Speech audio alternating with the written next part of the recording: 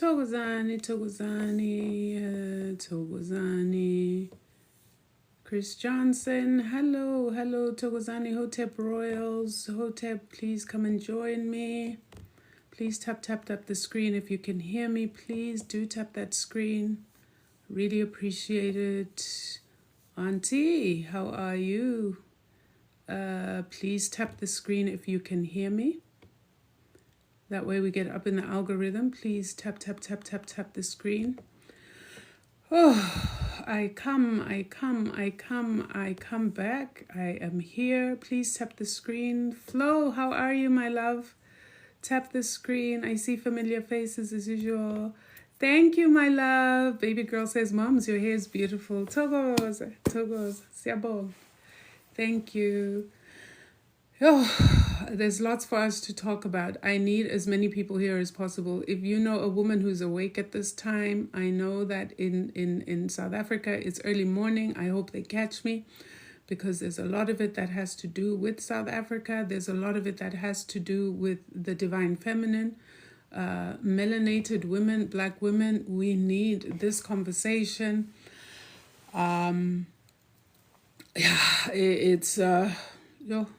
I hope I don't get emotional. I'm going to try not to get emotional.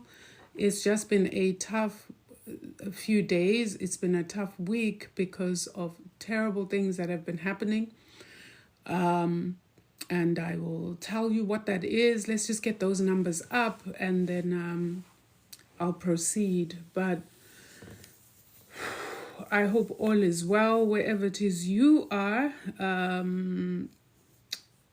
There are times where the work that I do is extremely difficult. It's extremely difficult because a lot of the times I get messages on certain things and I give out those messages. And my job is kind of done because if I have a message that I need to put out, I put it out. And those who follow me and who watch my videos right here on TikTok, a lot of those messages have not come on a live. A lot of the messages have come through videos I've done in the past. You just need to page. I probably have 2 or 3 videos where I issued warnings to the divine feminine about the level of masculine violence that we were going to experience. And I'm watching and I am hearing and I am dreaming that it's going to be a bloodbath. So I come here because once again, we have had discussions that are to do with the divine feminine, but they are also touching on the divine masculine. So if you are a melanated king, please do stay because you came from a woman. And you probably have sisters, you have aunties, you have cousins. We need you in this because a lot of what we're seeing that is happening out there is perpetrated by masculine. And so we can never have these conversations where we are warning each other as the divine feminine about things that are going on out there. Because most times we're not doing these things to ourselves. And so we need conscious brothers. I keep saying this. We need conscious brothers to be on top of this. We need conscious brothers to put their hand in this. Because unless the brothers really sit back and realize what is happening to the divine feminine, there can be no life on this planet. There can be no wholeness on this planet if there is the continuation of the kind of heinous and shocking, blood-curdling things that are happening to the divine feminine. So I urge you to be on this. I urge you, please don't be defensive. We have to have hard conversations, and the time is now. My coming here, and this is titled The Divine Feminine, is not to the exclusion of the masculine, but as a woman myself, and with my primary role in healing women, it would be irresponsible of me to not speak into the void. So far, all I'm seeing and all I'm hearing is a lot of victim blaming. There is a lot of mudslinging that is going on. So what is the story? Let me start there. So a few days ago, I was scrolling on Twitter, and the video I watched said 6 hours ago. That video was posted by a young lady. She was probably the first person who took this video off of Facebook and took it to Twitter. And in that in her caption, she said, "Guys, what's happening? Have any of you seen this video?" So you know how the video shows, and on it wasn't playing. It was like a picture. And I figured it's probably a picture. Let me see what's going on. I pressed it. It was a video that I will never forget. And I believe Spirit wanted me and needed me to see that video, although there's a part of me that says, why did I have to see this? Basically, there was a young man. And the first thing that I noticed is he had spatters of blood on his face, even on his teeth, right? And he's breathing very deeply. And then he starts saying things to the effect of, all I've done is to try to please a woman. I've done everything in my power. I've given up a lot. I've paid for this. I've done this for this woman. And then what does she go and do? She has a child with someone else. And then she says that that child is mine. And I forgive her, and we carry on.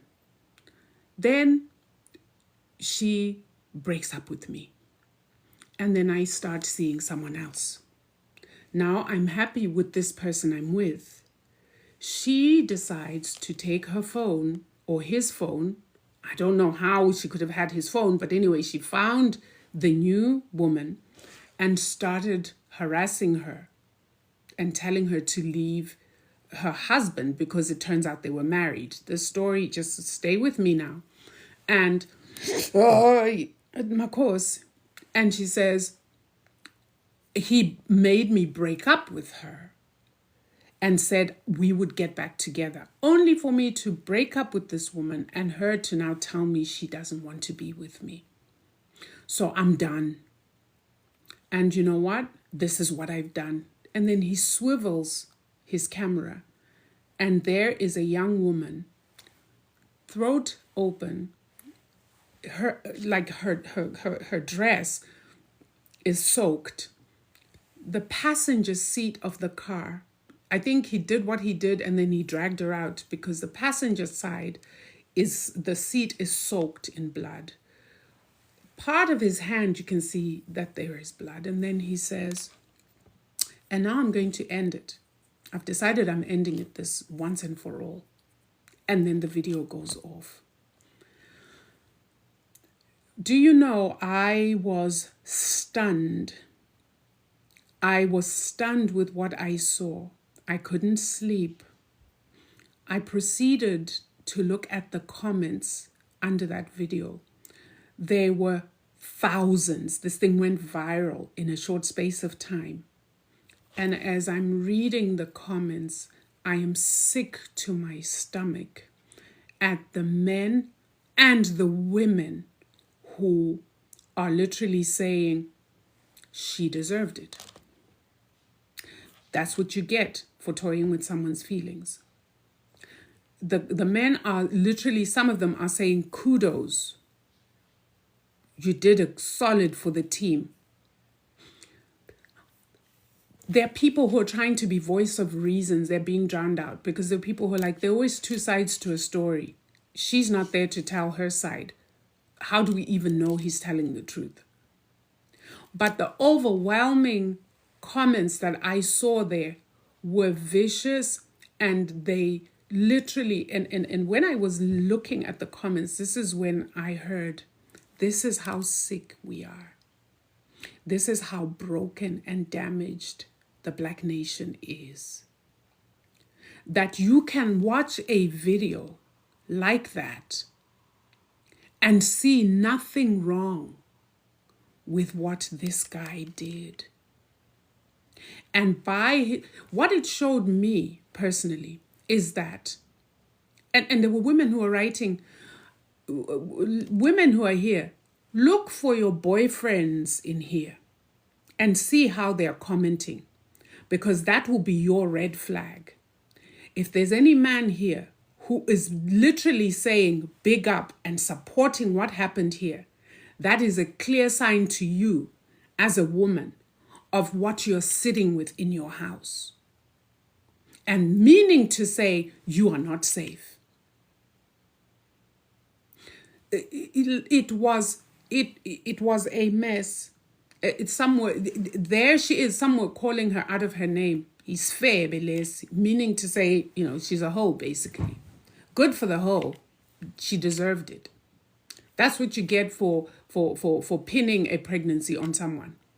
And so on and so on and so on.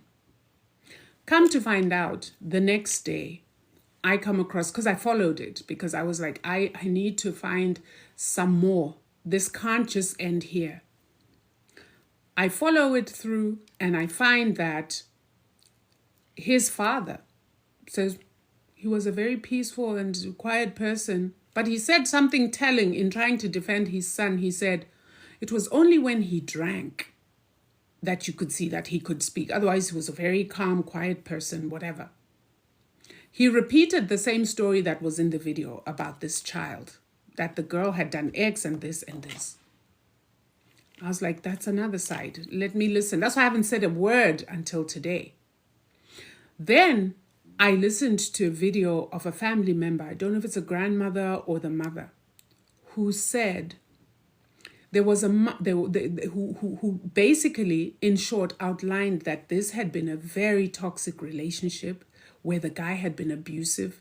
He had beaten her, and apparently in May, he had literally run her over with a car. So there was some money, it's called the Road Accident Fund, that was due to her for those injuries. And the family members were saying, many a time we tried to tell her, get out of this, but she continued to go back. But when he hit her with the car and she was hurt in May, that's when she made up her mind, because it was then clear to her that this guy was out to get her life. Apparently, how he got her out of the house that day at her parents' house was to say, we are going to go shopping with the child. That is when he got her out. She was at home. She was no longer with him. And this is what happened. The parents said there were DNA tests because whenever he got angry, he would throw out this thing that this child is not mine. DNA tests were done and it was verified that the child was indeed his. Today, I come across a video interview of a friend of hers, very close friend, who said the guy was obsessive. If they went somewhere, because they always went wherever they went together as friends, she said the guy every 20 minutes would video call to check where she was and what they were doing. He would put a time limit of if they went to the mall, he would say, you should be home by a certain time. And lo and behold, if she was not home that time, hell would break loose. So she was constantly watched and constantly monitored.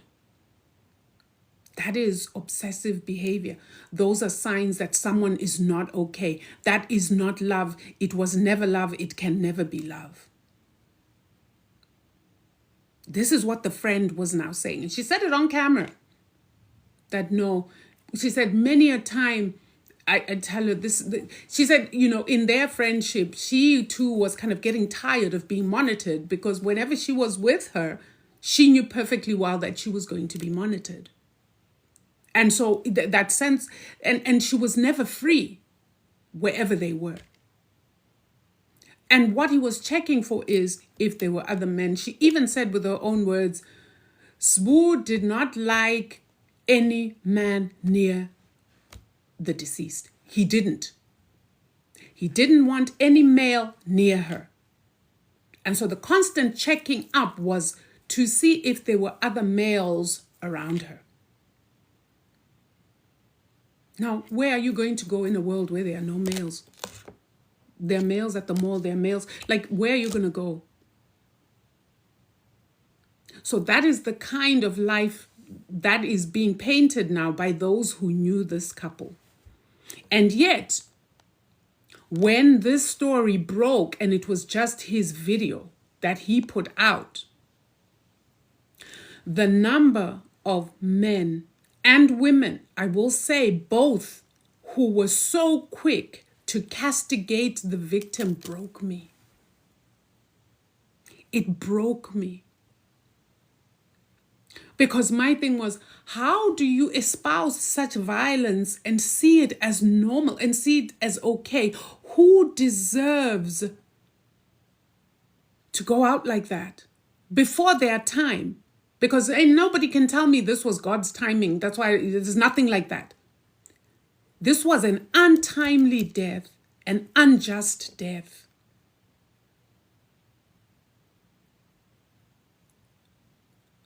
And then he unalived himself. So any real answers that anybody may want, they are gone with the both of them.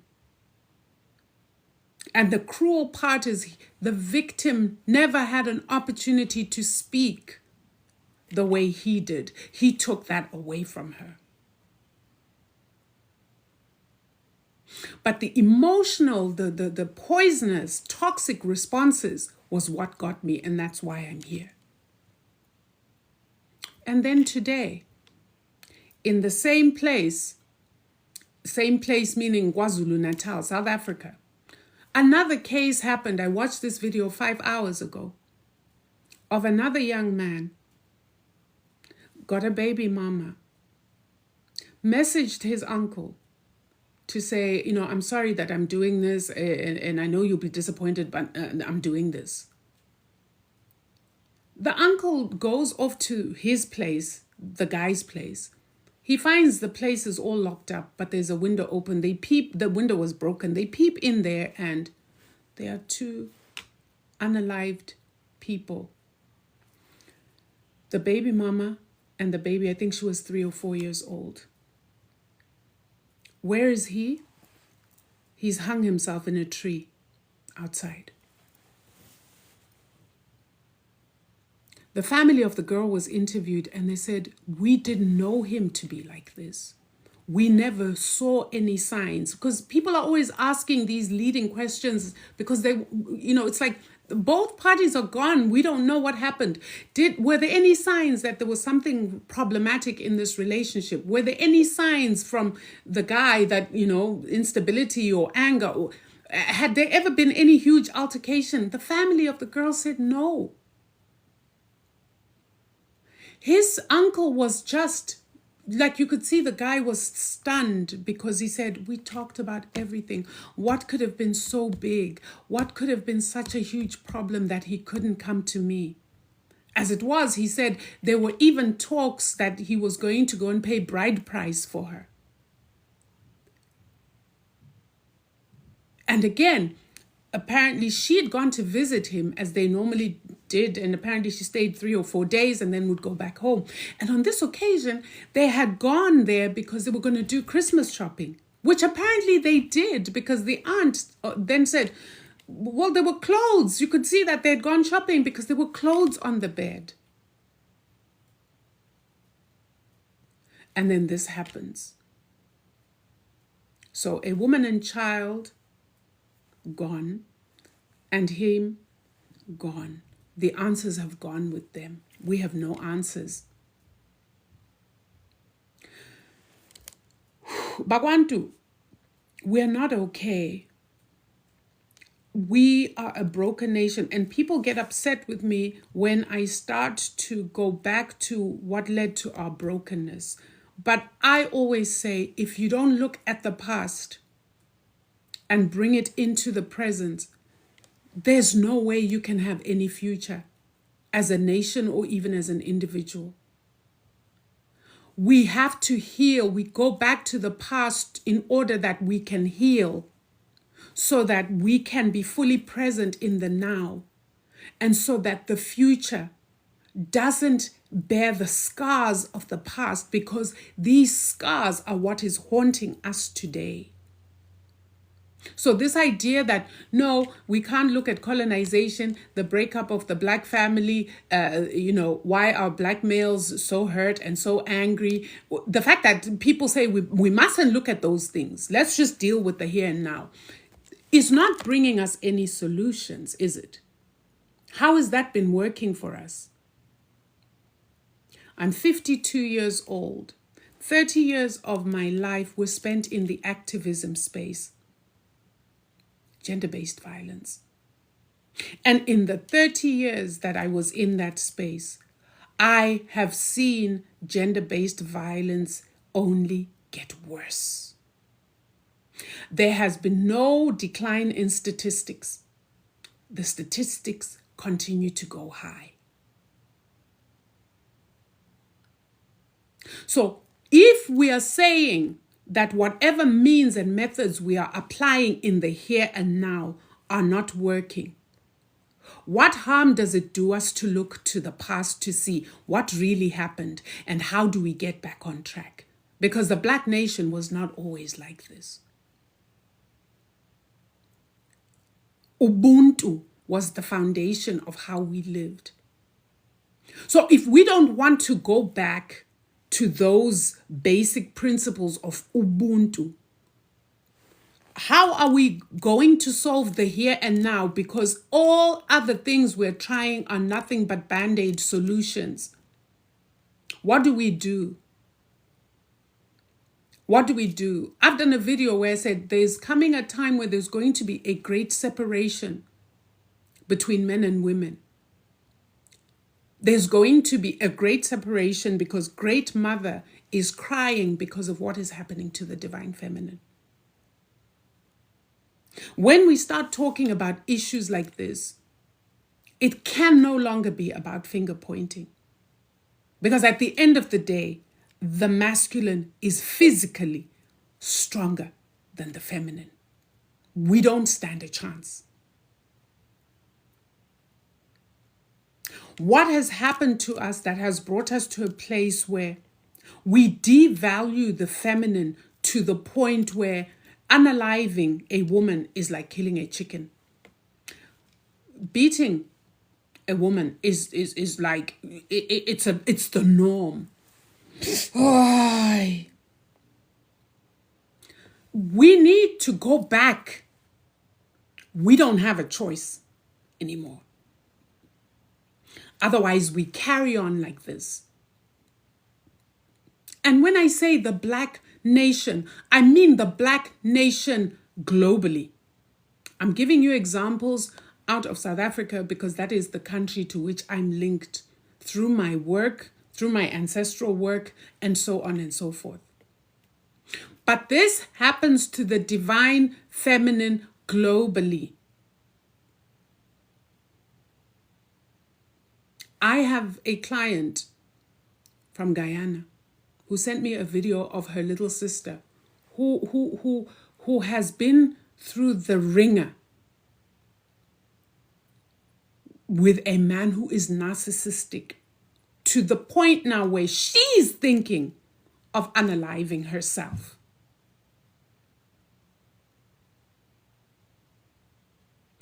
The discovery that she's been with somebody who wanted nothing from her but to use her, made her buy a house, only to throw her out of it, drove her car, only to want to take it away, impregnated her because she was seeking to create a family, impregnated her, and then said, I want nothing to do with that.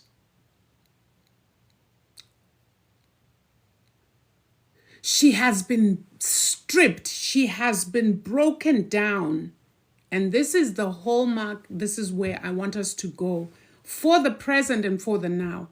How do women keep themselves safe? Let's look at that. And then I will go into the fundamentals of how we go back.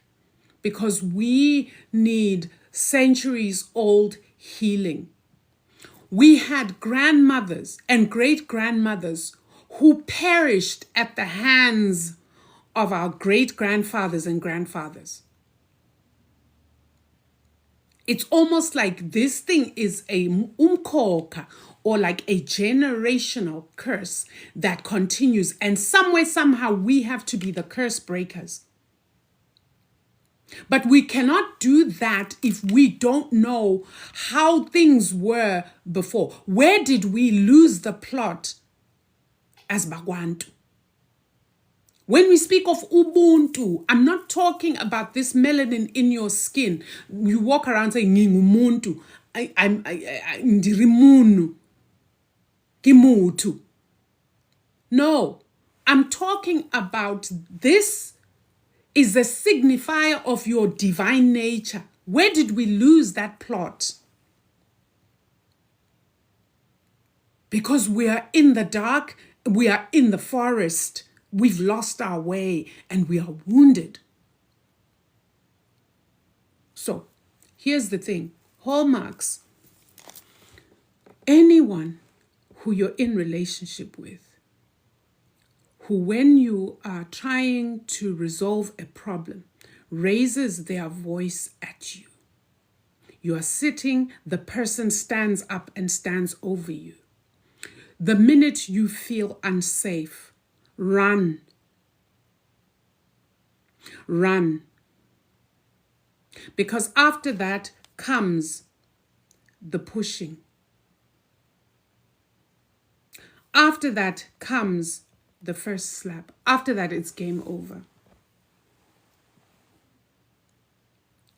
Anyone who you cannot sit with and have a civil conversation, a dialogue where you say, can we sit down and talk? I'm really not happy about XYZ. How can we fix this? Or, you know, this thing that you said to me, or this thing that you did really, really hurt me. If that person is dismissive of the fact that they have hurt you, they don't love you. Because you cannot dismiss or invalidate the feelings of this person you say you love. You are in this person to add value. And I'm not in any way, shape, or form talking about material value. I am talking about emotional and spiritual value.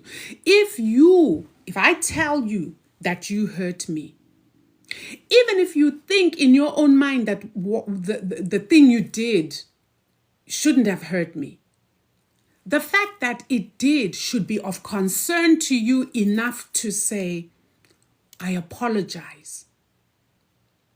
My intention wasn't to hurt you.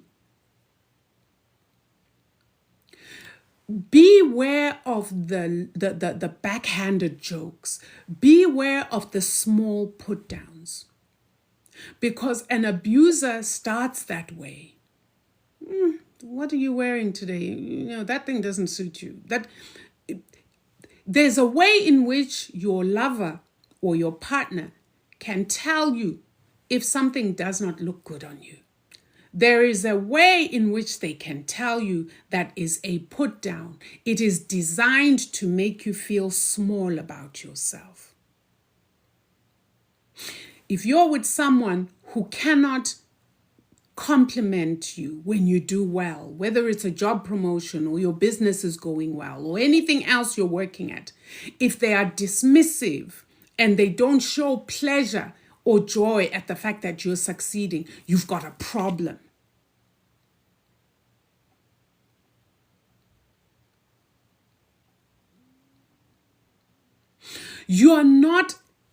Listen, your job is not to stay and try to fix something or someone that is broken. Are you hearing me?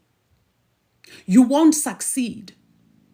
Rather, what will happen to you is you will be broken down in the process of trying to fix some grown person with 32 teeth.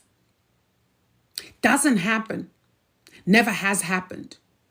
Instead, you will get broken down in that darkness of that person's own pain and brokenness. Mending broken people is my job. It's my job. It's my ancestral calling. They get to come to me and we get to go through the healing work that needs to happen. Not you, the intimate partner. Forget about it. And once they've started to break you down slowly, you start to doubt yourself. You start to think, really, there's something wrong with you, when in actual fact, you were just fine. You are dealing with someone who is broken. The more you get broken, the better they feel about themselves, and the more they have contempt for you. There are a lot of men who go out there who seek out strong women. Not because they want a partner to build with, because their own brokenness seeks something to break down so that they feel better. Uzenza ubani wena? Who do you think you are? So you think you're all this. It starts with the words that are demeaning, that are degrading. It starts with the words that leave you feeling smaller than you actually are. You start to lose your self-confidence. And the worst part is, with all of that, you will be told constantly that, I love you. I love you. I've often said to Indlovukazi that I counsel, please do not, see those words, nyakuthanda, I love you, ngiyakurata. Can you throw those out of your lexicon? Because those are the words that are confusing. You are holding on to words, and when you hold on to words, you fail to look at the actions. Love is actions. Izenzo zomuntu. What is this person doing to show you that they love you? No one can beat you to a pulp and then the next day come with flowers and tell you they love you. They can't do without you. We need to start as women to stop listening to that lie. Love does not hurt. It doesn't. Love does not inflict pain. Love does not humiliate. Love does not degrade. Love does not shame. It doesn't. None of those things are the hallmarks of love. And if you keep holding on to those words, that is the nonsense that makes you stay. And you stay and you stay until some part of you actually becomes accustomed to the abuse. You welcome it. I've met many women who will say things like, if he doesn't rough me up a little bit, it means he doesn't love me. Because you've come to associate that word love with beatings and humiliation. The brain is a very powerful space. And whatever you feed the subconscious is what you're going to live out. I've said this before. So as long as you are there and you are getting words, I love you, I need you, I can't live without you, and the actions are beatings, humiliation, degradation, then embarrassment, like they will embarrass you in public just to bring you down, right? You start to associate that word love with these actions. Do you see where I'm going? This goes on over a long period of time. That is why people are like, but we told her to leave. She couldn't leave. No, she couldn't leave. She was damaged by that time already. Blue eyes, teeth out, broken limbs. And the person will tell you, no, but I love him. But no, actually it's never, but he loves me. Because they've come to associate love with pain. Love does not hurt. And those who are dealing with family members who are stuck in these kind of situations, I know that it can be frustrating as hell, but you can never give up, because the ultimate that will happen when you give up on your family member is they will ultimately be unalived. Ultimately. The sickness and the brokenness out there is beyond anything you can comprehend. You think you've seen it all until you see worse. Imagine the rage that it takes. And it was pre-calculated. Went to her home, took the kid, we're going shopping. What did the family do? They thought, maybe he's changed, let them go. Wrong move. For the fact that he ran over her with a car should have meant that there was a protection order against him and that he couldn't come within, 5 kilometers of her. He couldn't come around her. But the family agreed and they said, okay, he's here, okay, go. That was the last time they saw her.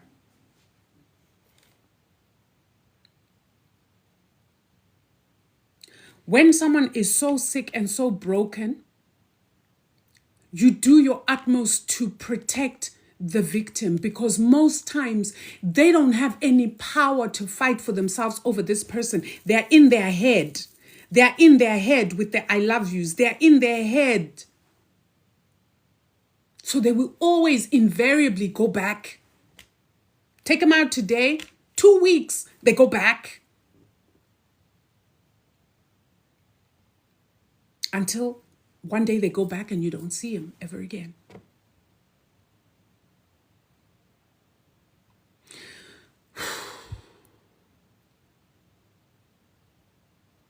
I want to speak on something else that's important.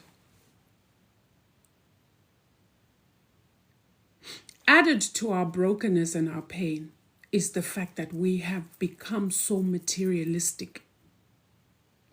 We have become so materialistic, it is crazy. The number of videos I watch of Indlovukazi talking about, I left him, but I really loved him, but then he had money. I've spoken about this numerous times. I loved him. My heart is with this one, but I left him because this one had money. If you ask about this money, what exactly were you looking to do with it? So that I can do my hair, so that I can do my nails, I need cosmetics, a woman must be beautiful, and then this, he buys me things, he takes me out.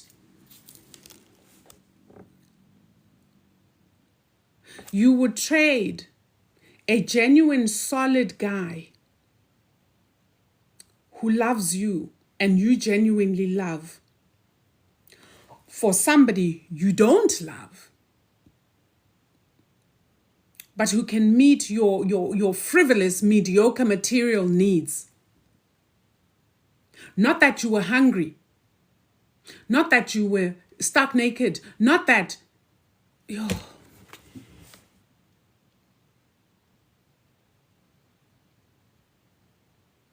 What has that done to the masculine? What it has done to the masculine is when you get into them with... and most, they know when they're not loved. You are in a transactional relationship, not a transformational one. Love transforms and you grow together and you build. When you're in a transactional relationships, men know what you're there for. You're fooling nobody because that emotional attachment that emotional intimacy is not there. They know. So what do you become? You become his property in so many ways because he pays for your food. He pays for how you look. He pays for your clothes. Therefore, he can do whatever he wants with you because it is transactional. For what he's putting in, that is him saying, that's my investment. So I must get something out of it, even if it's not love.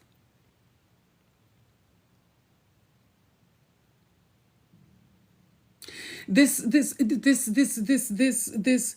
constant men must give, men must, guys, it's destroying us all. We have to go back to basics about what is it that brings two people together. The relationships that are out there fall apart just as quickly as they are created because they are not love relationships. They are founded on transaction.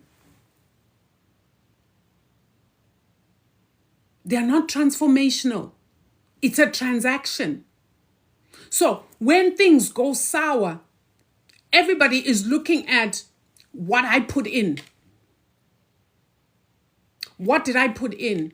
Guys especially.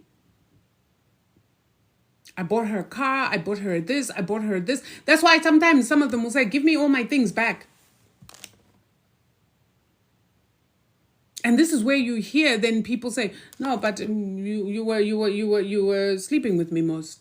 So if you were sleeping with me, then I owe you nothing. You see what I mean by a transactional relationship? What is the difference between that kind of relationship and someone who stands on a street corner and sells? Okay, let's put it this way. What is the difference between you and a high-class escort? You know, those exclusive ones who say, oh no, I just have this one exclusive client. I put out, he gives me money. He pays for it. We have reduced what should be sacred relationships to that. And then we wonder why it all falls apart.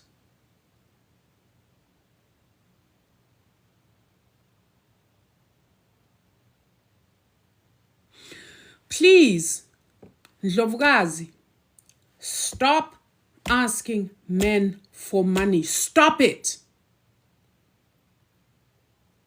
You know, I know, we make our own damn money. We can all make our own damn money. Stop going into relationships because you want money. Go make it yourself.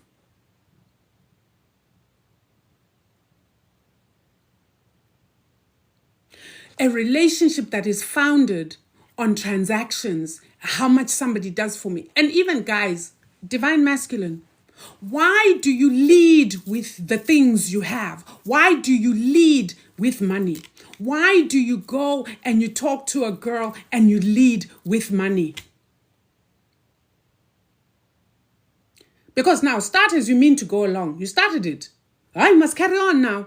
You can't then in the middle decide to change. Then she's going to be like, so now you're not giving me that. How many relationships have broken because somebody lost their job? And men, you know this. You lose your job, you lose the woman.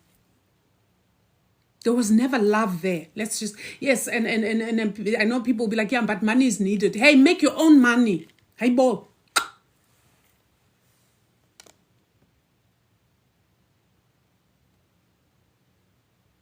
If it's a genuine love relationship, when your partner is out of work, whether it be the masculine or the feminine, why should the dynamic in the relationship change? Because there was never any real love. There was never any genuine care for this person.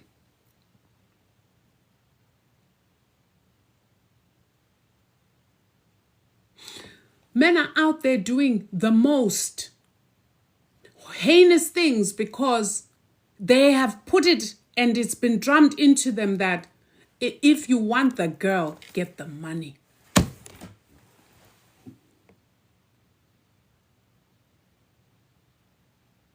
Whatever happened to loving somebody genuinely? Like most people aren't even studying somebody's character before they get into a relationship. Nobody. They are not. If he has the bag, it doesn't matter what kind of a monster he may turn out to be, but he has the bag. I'm going there. Haven't studied his background. You haven't observed or watched him enough to see, are you compatible? You haven't been with him enough to see, do we have a common vision? Do we have a common vision about family values? Do we have a common vision about, what are our principles? Do we have commonality in our principles? What do we say about this thing of cheating? They're not having these basic discussions because it's a transactional relationship in which there is no emotional, intellectual, spiritual, psychological investment. People aren't sitting to have conversations even before you run off to the bedroom.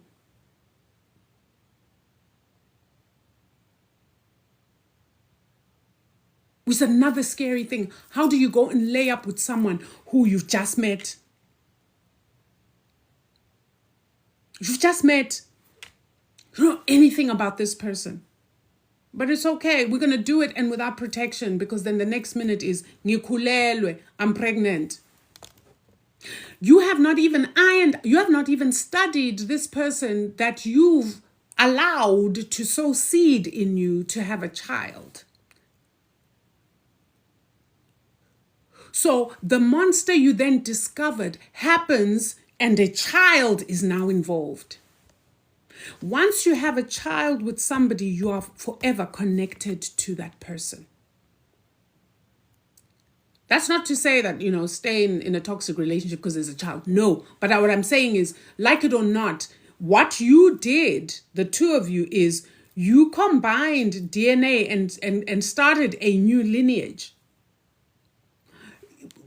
If we don't want to go back to the depth of these things, we're going to continue making these same mistakes. You cannot allow lust. You cannot allow indiscipline to rule you. Most people aren't even considering what diseases are out there. Nobody. It's like, sobona phambili. We'll see what happens when it happens. And then when it happens, all hell breaks loose. Now one wants to unalive the other because the other is saying, you gave me X, Y, Z. But he gave you, where were you when you were being given? Or she gave you, where were you? You were a willing participant in an irresponsible act. And now you want to blame the other. You're both to blame. Where was the protection? When these things are happening, you forget all about protection. Well, the consequences are that. So you can't go and say, you gave me this or you gave me that. Because you both participated irresponsibly. But one day we're going to need to get ourselves right. Like, if you look at the Black nation, that is the number one thing that is pulling us back as a nation. The number one thing that we're failing to unite around is that masculine-feminine relationship. And if that is the foundational relationship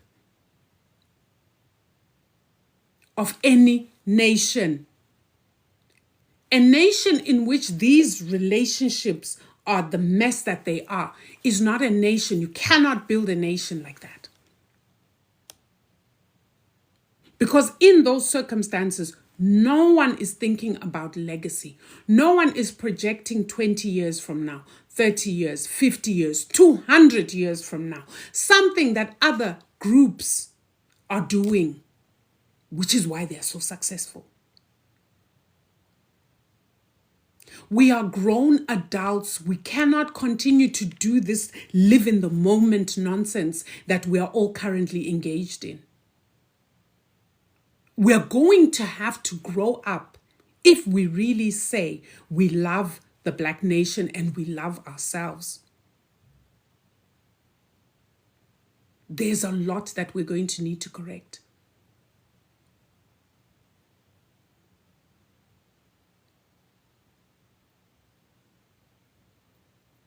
We have lost so much in terms of culture, in terms of our spirituality. That is why we move the way we do. No, there are so few people who respect amadlozi, who respect their ancestors. There are so few people who respect unomkhubulwane, umvelinqangi, uqamata, uramasedi, asa, aset. We have lost all that. That is why we are a mess.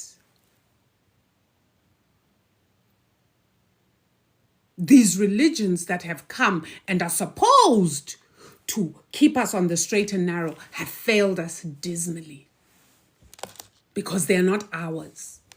And much as we partake in them, they do absolutely nothing for our ethical and moral fiber as the Black nation. Nothing. Most people use these religions as a cover-up for all the things they do.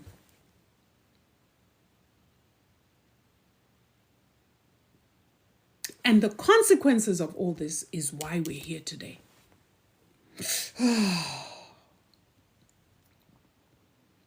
Where does it all start, Black family, for all of you who are here? It starts with you as an individual. I know right now I'm sitting on this live, there are people in some messed up situations. I know it. I know. Why? Because the statistics are high. The statistics say 1 in every 3 women will be beaten up or RAPE'd or unalived in her lifetime. 1 in 3. So I know that on this live we're 56. It's maning. There are plenty of us right here. So it starts with you. It starts with you.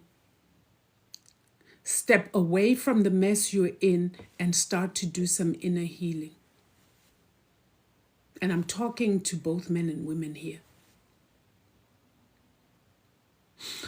To the conscious brothers, hey, Nina, like with you guys, I get very upset. Your consciousness is not doing anything for us is if you're not schooling your brothers. Why aren't men reprimanding other men? Why aren't men pulling other men by the collar to say, yay, stop? Why aren't men creating men's circles where you don't bash women, but you sit to talk about your brokenness and the things that have hurt you? And those things, you cannot blame all of them on women. You take it out on women. But there are a lot of hurts that you're all carrying. And you carry and you pilot and you pilot. And now women are not safe in their own homes. Children are not safe in their own homes. When are you, Black brothers, going to start pulling each other aside and correcting one another? How many of you at a taxi rank, at a whatever, will see a sister being harassed by a brother and you all turn away and say it's none of your business? And then you get upset with people like me when I say you only take care of your own self-interests. Meaning if it's your wife, if it's your daughter, if it's your mother, or if it's your sister. That is if they are lucky. Because some are so wounded, they don't even care about those. When are you going to start doing the men's conferences where you do real healing, where you allow one another to cry? When are you also going to rebel against this system that has turned you guys into monsters? Because this system has done that. This system has turned you into robots. It has separated you from uzwelo and inner. When are you going to buck against this system that has turned you into these monsters so that you can gain your Ubuntu back? When are you going to sit together to talk about the importance of the divine feminine? Because you're all born of women. When are you going to do that work?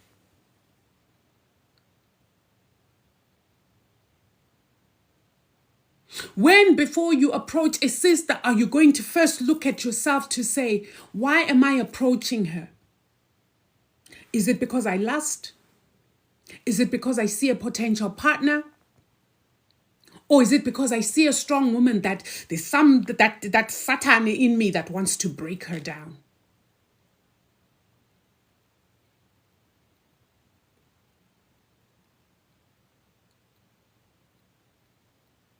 When are you going to get out of ego and chauvinism and just be a human? When are you going to do the work to not fall into the trap of indoda must, indoda must, indoda must? Because much as women are saying it, you're also buying into it. Why? When are you going to free yourself from that so you can be whole, so you can be healed, so you can be a normal person? When are you going to stop associating your worth as umuntu with your how much of that you have? Because you're doing that. You're the one who associates ubuntu bakho with how much money you have. And then you move around the world with that wound. When you don't have it, you feel less of a person. I'm not saying less of a man on purpose. Because okokuqala, before you're a man, you're a person, umuntu. That's why I bet umuntu wesilisa, umuntu wesifazane. Why? Because ungumuntu kuqala. When are you going to value ubuntu bakho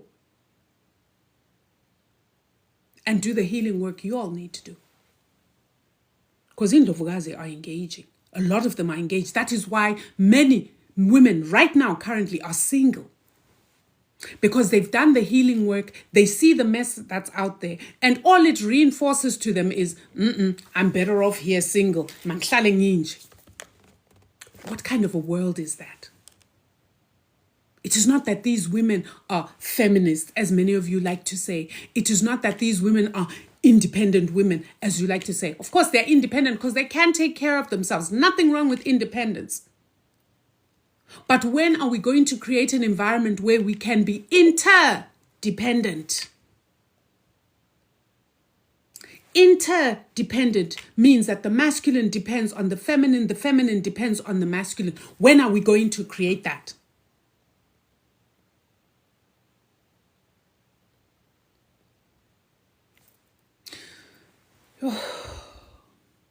Ayishangazi man.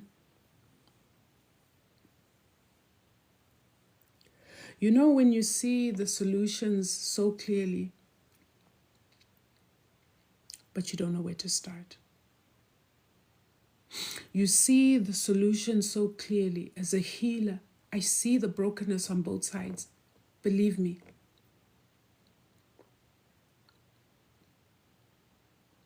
When are we, like, I don't know what to do.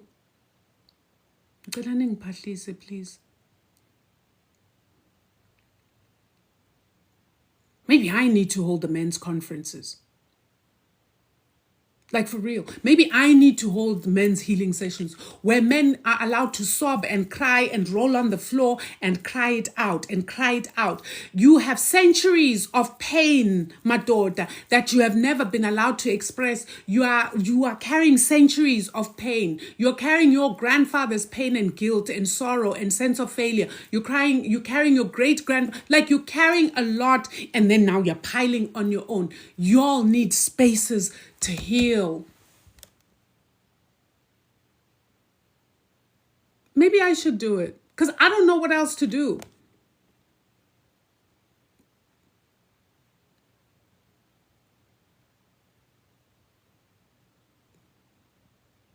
Plump. I will hear from you. Do you all want men's healing circles with me? I don't know what else to do. Because somebody has to start this. And we can't, guys, We cannot rely on governments. They are part of this sick system. Right? You cannot rely on religion. Religion is part of the problem. How often are religious leaders being told of abuse in relationships and they're telling the couple or the woman, pray and fast, he will be fine. And she prays and fasts, she becomes a twig, like she becomes anorexic. That's how thin she becomes. And they'll still tell her, you're not praying and fasting enough. And meanwhile, Induk, like he's on her. He's on her. We have created societies that are so sick that really men are not held accountable. Because the society we live in is run by men. And most times they will, because they are also involved in these shenanigans, they will look the other way when other men are doing things. So that's why I said I need the conscious brothers. And I'm not talking the pseudo-conscious, the ones who pretend, because that's another thing. There are many who pretend for the crowd. You wear an ankh, you wear the eye of Horus, and you pretend for the masses that you are conscious. But in your private life, you are just the same as any brother out there who is not conscious. Those are even better because they're not masquerading to be something they're not. How many stories are we hearing of the same so-called pastors that women go to cry to say, my husband is beating me, pastor, please help. Only for the pastors' wives to come out on podcasts talking about how their husbands, pastors of mega churches, almost unalived them.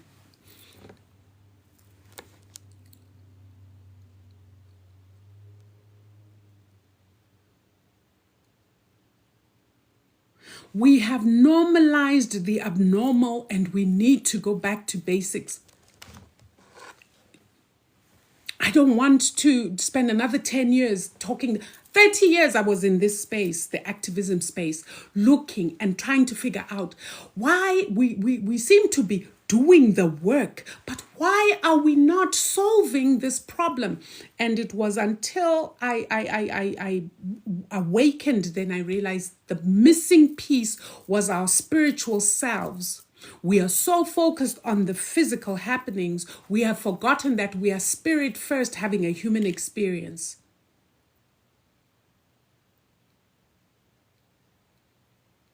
And unless we go back there, umoya, unless we go back there to who we originally are as a highly intelligent spirit having a human experience, and stick ourselves and decolonize from this matrix that is sick and makes us sick.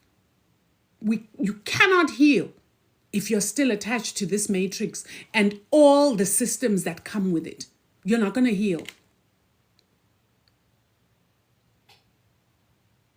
So we need to, as a nation, we've come to a point of reckoning. We have come to this point of reckoning, and I'm about to tell you right now, because obviously my life is not reaching the entire world. But I'd like to tell you right now, and I said this last year, and I said it again 7 months ago, there's going to be a bloodbath of men unaliving women.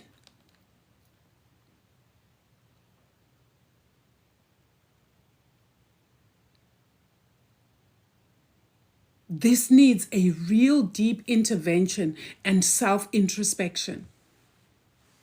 And wherever you are, where you see abuse, if you turn away, you are complicit. If you turn away, you are part of the problem. Mandulo, it used to be that in communities, these kind of things could not happen because, people would make an example out of you. It used to be in communities that the minute a woman felt attacked or threatened in her home, all she needed to do was scream and help would come from the men of the community to pull their brother aside and reprimand and tell him, you don't ever do such a thing. Where is that now? Everybody's busy saying, It's not my business. It's not my business.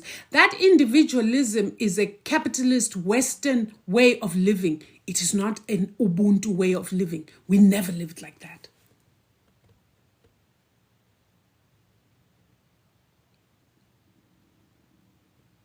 A lot of victims have brothers, have uncles who fold their arms and say, oh, well, there's really nothing I can do because she wanted to go back. And people are asking the same question. Why aren't you dealing with the perpetrator? Yes, the victim wants to go back, but teach the perpetrator the lesson of his life as the brothers, as the uncles. So, are all men complicit in violence against women then, Magunjan? If the brothers and the cousins and everybody is going to say, asingen indaba yababili, we don't enter two people's business. Until your niece or your sister is gone. And you are complicit. You were part of the problem. Because you didn't stand up.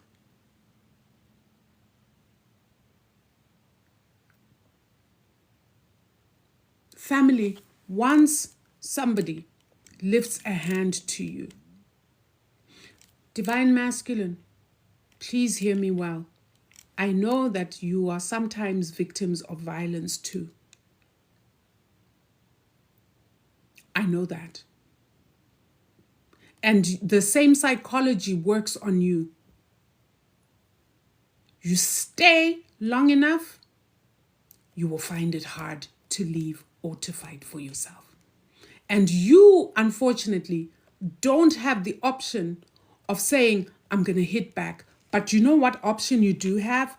You have the option to leave and never, ever look back.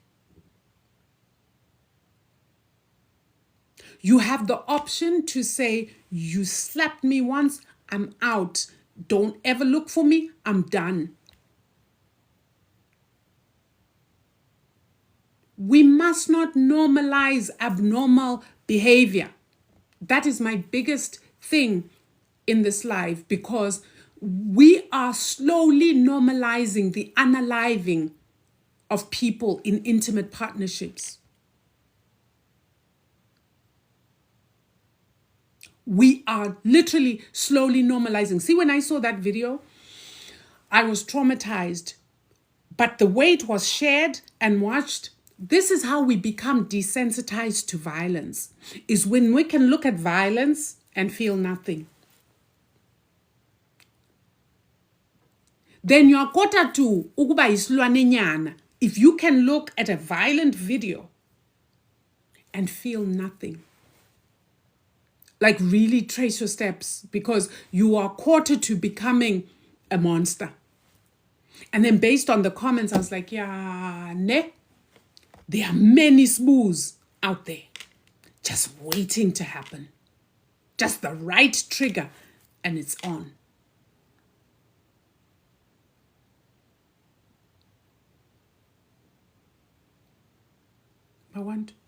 I've ranted today. Like, I had no intention to rant. At least I ranted and I didn't cry, because one of the things I kept telling myself is, I mustn't cry, I can't cry, I can't cry. Because when I start crying, I go red in the face, my eyes go red. It's not pretty. But I do this because of my deep love for Bagwantu. I love us so deeply. I love us so deeply. I know who we are, right? I know who we are at our original self. I know our beauty. I know our royalty. I know as parents of humanity. I know as the creators of unimaginable things. I know as the custodians of ancient knowledge. I know who we are. So to see us in this state is very painful. It's very painful. And also understanding what brought us here is very painful. Many people say to me, oh, Gogo, why you hate palm-colored creatures? I can't stand them because I know the damage that they have done to our psyche over the centuries. But we've got to start healing. We have got to start healing. We can't continue on this road and continue to escalate this thing.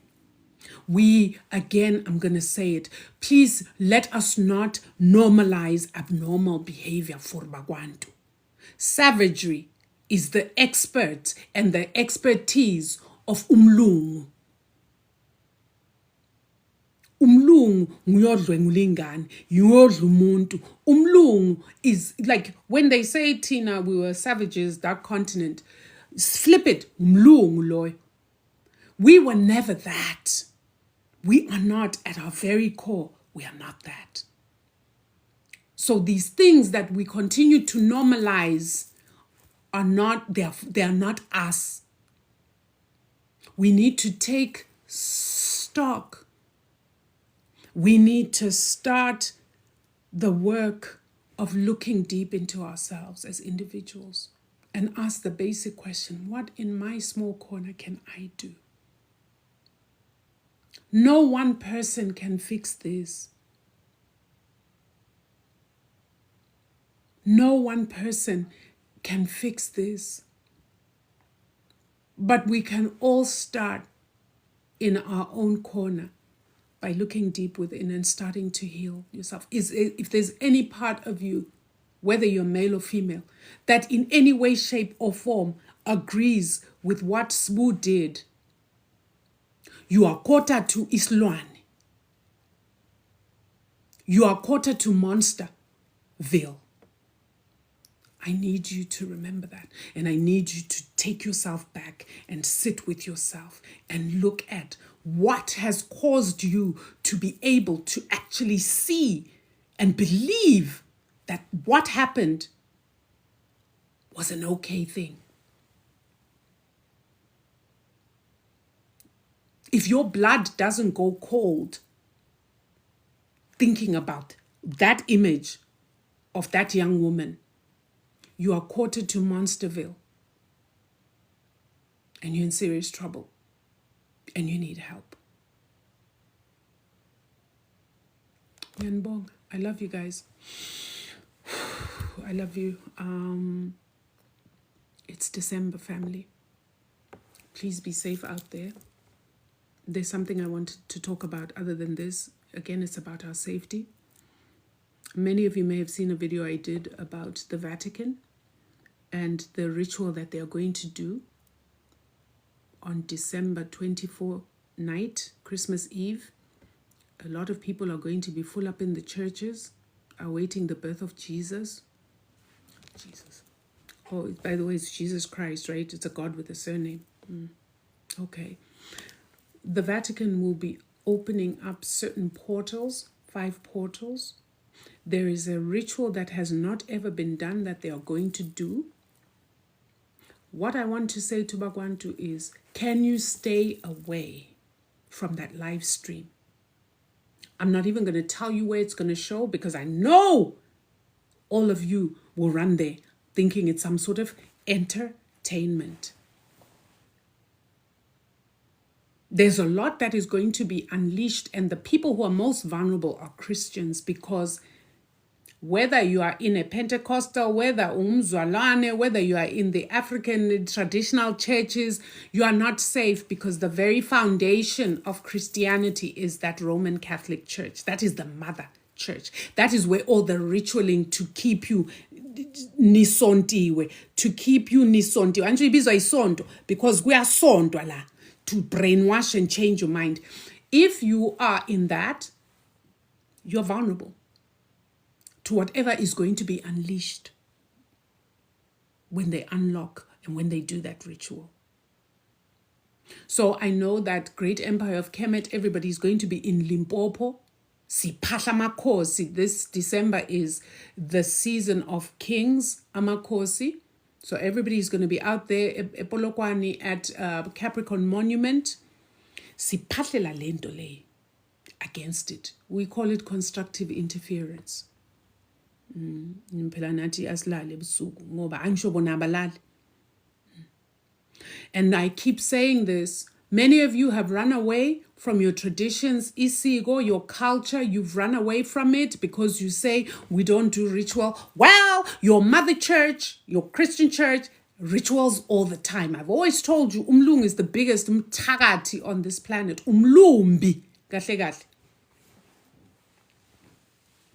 They'll be busy. They'll be busy. So all of you who are going to, what is it, all-night vigils, what, all that's going to happen to you when you're there is they're going to harvest your energy because their time is up. So it's a big old energy harvesting ritual so that they can stay in power and you can stay enslaved. So qhubekani. Don't say that Mkulu didn't warn you because I did my job. I've done my job. I've warned you. Yeah?